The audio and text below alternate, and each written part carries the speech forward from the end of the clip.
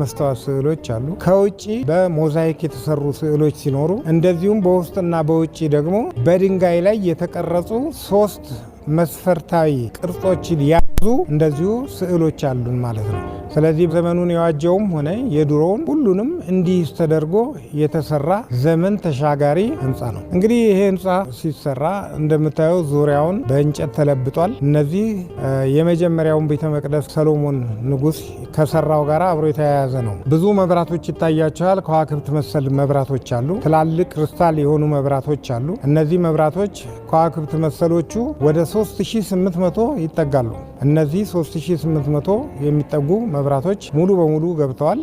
ሌላ እንግዲህ ወደ ላይ ስናይ ከዋክብት መሰል መብራቶች አሉ። ሰማይን በከዋክብት ያስጌጠ አምላክ የእኛንም ቤተ ክርስቲያን እንደዚሁ እንዲያስጌጣት ነው። ስዕሎች ይታዩቸዋል። ሀረጎች፣ እነዚህ ሀረጎች ሙሉ በሙሉ እስካሁን ድረስ በኢትዮጵያ ኦርቶዶክስ ተዋሕዶ ቤተ ክርስቲያን የሀረግ አጣጣል እነዚህ ሀረጎች በሙሉ አዲስ ናቸው። እንግዲህ ዙሪያውን ይኸው እንደምታዩት እዛ ቅድስቱ ላይ ዙሪያውን ስዕሎች አሉ። መላእክት አሉ።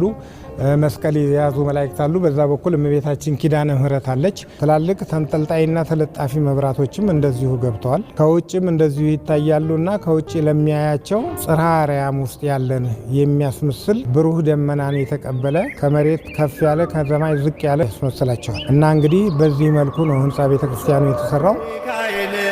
ቅዱስ ሚካኤል ቅዱስ ሚካኤል ነፍሴ ሲጨነቅ ሲዝል ስጋዬ ፈጥነ ተራዳኝ ዋስተበ። ሌላው በውጭ በኩል ግርግዳው የተለበጠው ነጣ ነጣ ያሉት ከአዲስ አበባ አካባቢ የመጡ ድንጋዮች ናቸው። ከዚሁ ተቆፍረው የወጡ ቀይ ግራናይት ድንጋይ ደግሞ የመጣው ከሐረር ነው። በከፊል ከትግራይም የመጡ አሉ። ከውጭ የመጣ ምንም ነገር የለም። እዚሁ ነው። ሁሉም ሰራተኛውም፣ ዲዛይነሩም፣ እቃውም ሁሉም እዚሁ ኢትዮጵያ ውስጥ ያሉ ናቸው የሰሩት። በእኛ ግምት እስከ 10,000 ሰው ይይዛል ነው።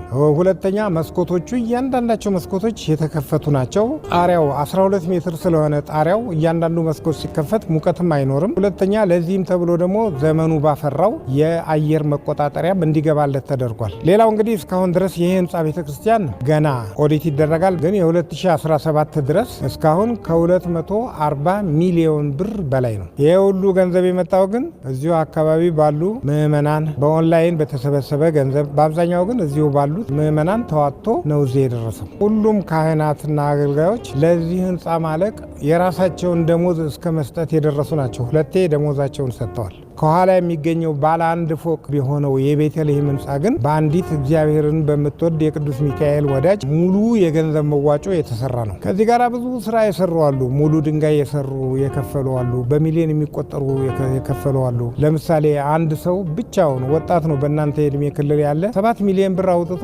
የግራናይት ደረጃ ሰርቷል። ሙሉ እንግዲህ እግዚአብሔር የልባቸውን መሻት እንዲሰጣቸው እንለምናለን። እግዚአብሔር ይስጥልን እንላቸዋለን።